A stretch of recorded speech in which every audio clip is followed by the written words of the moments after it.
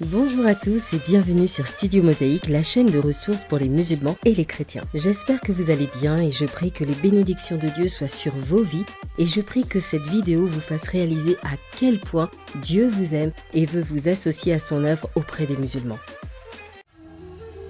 Aujourd'hui, je vous invite à prier avec moi pour les musulmans d'Algérie. L'Algérie, officiellement la République algérienne démocratique et populaire, est un État d'Afrique du Nord qui fait partie du Maghreb. C'est le plus grand pays bordant la Méditerranée avec une superficie de plus de 2 millions de kilomètres carrés. L'Algérie est le 10e plus grand pays du monde et le plus grand pays d'Afrique du monde arabe et du bassin méditerranéen. En 1954, l'Algérie compte 8 millions d'Algériens non français et 1 million de Français d'Algérie, pieds noirs et autochtones juifs naturalisés français. Après une crise au sein des mouvements nationalistes algériens et des autorités françaises, un groupe de patriotes se démarque et envisage le passage à la lutte armée en vue de l'indépendance.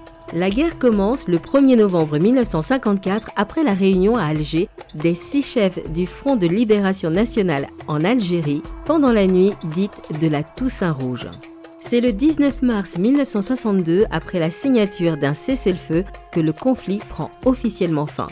Le 1er juillet 1962, les Algériens votent massivement pour l'indépendance à 99,72%. L'indépendance de l'Algérie est donc proclamée le 3 juillet 1962. Il est clair que la guerre d'Algérie a été extraordinairement meurtrière et cruelle. La guerre d'Algérie n'est pas un conflit ordinaire qui oppose deux pays. C'est d'abord une guerre qui est menée en situation coloniale dans une société marquée par l'inégalité entre Européens et indigènes. C'est ensuite un conflit asymétrique qui oppose deux camps aux forces inégales en termes d'hommes et de matériel. La séparation des deux pays au terme d'un conflit de 7 ans et demi a produit de la douleur et les mémoires des communautés traumatisées par la guerre se sont construites en concurrence. Soldats, officiers, immigrés, harkis, pieds noirs et algériens nationalistes. Aujourd'hui encore, la guerre d'Algérie reste toujours une page douloureuse de l'histoire récente. Priez avec moi pour les musulmans d'Algérie. Jésus, je veux te prier pour nos amis musulmans d'Algérie. Je comprends que comme toute guerre, elle laisse des traces indélébiles dans les corps, dans les cœurs, dans l'âme et dans l'esprit.